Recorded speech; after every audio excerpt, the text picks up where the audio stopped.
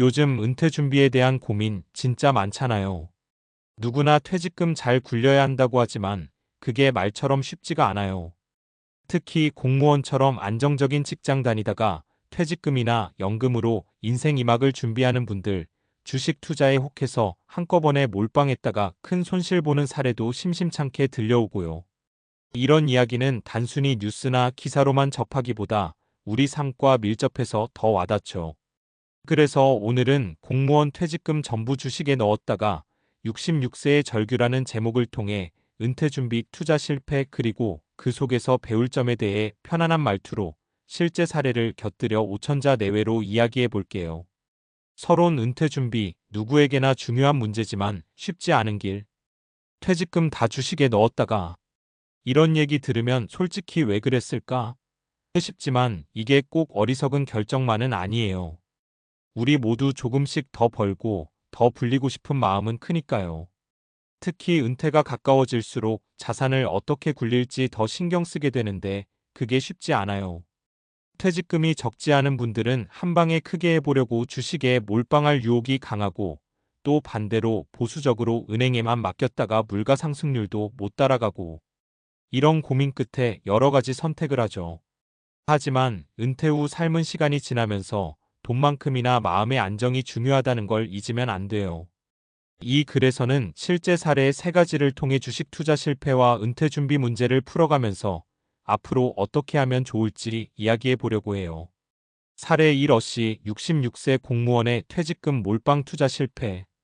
어씨는 공무원으로 30년 넘게 일하고 올해 66세에 퇴직했습니다. 퇴직금으로 약 3억 원을 받았는데 주변에서 주식으로 하면 돈 벌기 쉽다는 말을 많이 들었어요.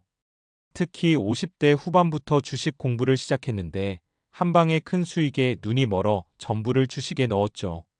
초반엔 잘 갔습니다. 주가가 상승하면서 자산이 3억에서 4억까지 늘었어요. 그런데 1년 후 대형 시장 조정이 오면서 3억이 2억으로 뚝 떨어졌습니다. 은퇴한 상태라 재취업도 쉽지 않은데 생활비 걱정을 해야 하니 스트레스가 엄청났죠. 그는 이렇게 말했습니다.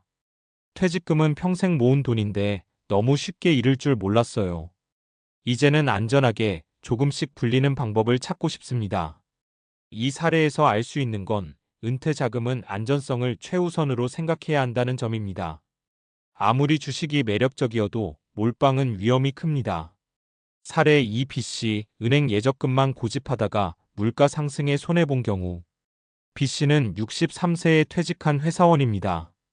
B씨는 주식시장이 무섭고 복잡하다고 느껴 퇴직금 2억 원을 은행 예금과 적금에만 맡겼어요. 금리가 낮은 요즘 시대 안전하다는 이유였죠. 하지만 5년 동안 물가 상승률은 3% 이상이었는데 은행 금리는 11.5%에 불과했습니다.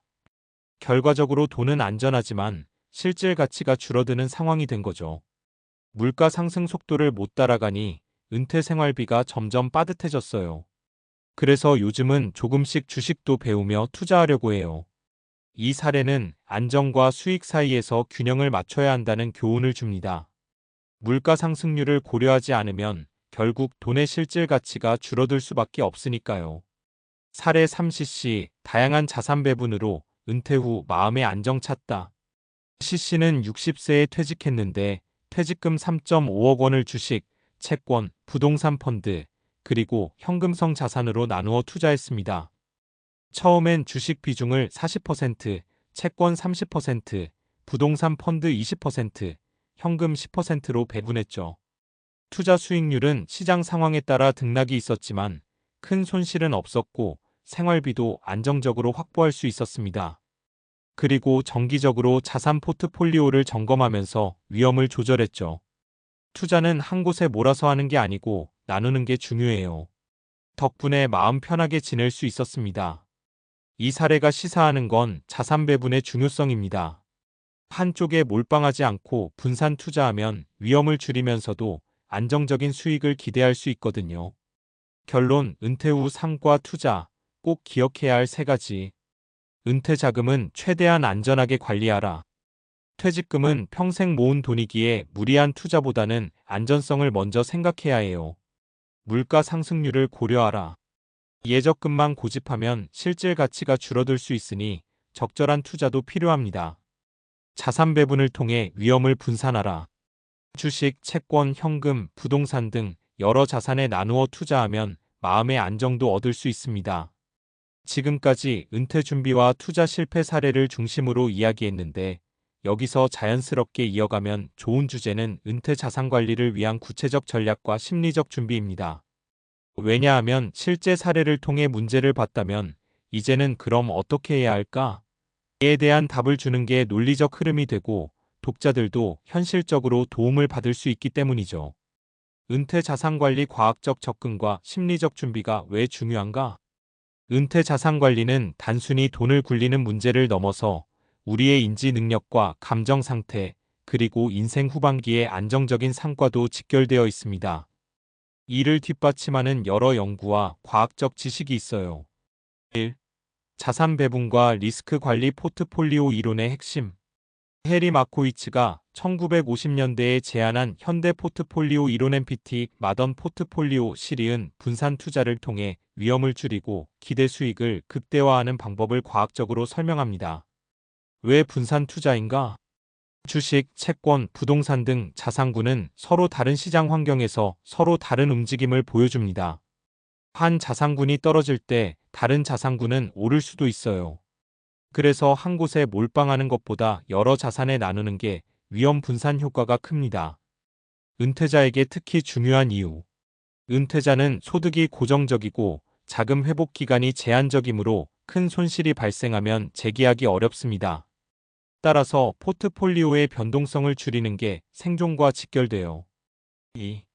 행동경제학 투자에서 인간의 심리가 미치는 영향.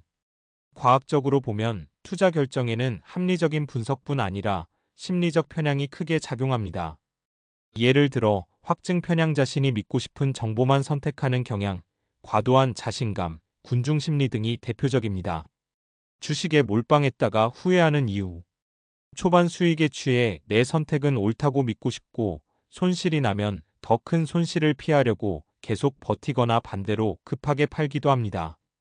이런 감정적 의사결정이 오히려 손실을 키우죠. 심리적 준비의 필요성. 은퇴 자산 관리는 장기전입니다. 감정에 휘둘리지 않도록 사전에 명확한 계획을 세우고 계획에 따른 자동 실행을 하는 것이 중요합니다. 3. 인플레이션과 실질 수익률. 과학적 경제 데이터에 따르면 우리나라뿐 아니라 전 세계적으로도 인플레이션은 장기적으로 평균 23% 이상 유지되는 경우가 많습니다. 명목 수익률 vs 실질 수익률. 예금 금리가 1%여도 인플레이션이 2%라면 실질적으로 돈의 구매력은 1년 만에 1% 줄어든다는 뜻이죠. 은퇴 생활이 길어질수록 이 차이가 큰 부담으로 다가옵니다. 따라서 안전한 자산만 고집하면 오히려 은퇴 생활비가 부족해질 위험이 큽니다. 그래서 적절한 위험을 감수해도 실질 수익률을 확보하는 전략이 필요합니다. 4. 생활비 계획과 생존 예산 설정.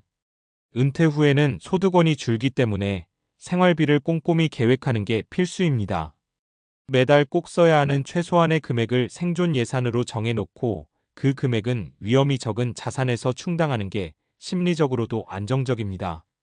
예를 들어 생활비 200만 원이면 이 중 150만 원은 은행 예금이나 채권 같은 안전자산에서, 나머지는 주식 등 수익성 있는 자산에서 충당하는 식으로 말이죠. 5. 은퇴 준비에서 금융교육과 상담의 중요성.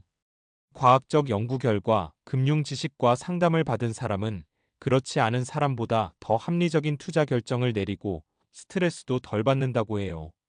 은퇴 전 금융 교육을 통해 투자 원칙과 위험 관리를 배우고 전문가와 상담하며 자신의 상황에 맞는 투자 계획을 세우는 것이 성공적인 은퇴 자산 관리의 열쇠입니다. 마무리. 결국 은퇴 자산 관리란 과학적인 원칙과 인간 심리라는 두 축을 이해하고 적용하는 일이에요. 한쪽에 치우치면 위험해지고 또 한쪽만 의존해도 불안해지니까요. 앞서 이야기한 세 사례처럼 누구나 실수할 수 있지만 학습하고 계획을 세워 꾸준히 실천하면 나이가 들어서도 마음 편한 은퇴 생활을 할 수 있습니다.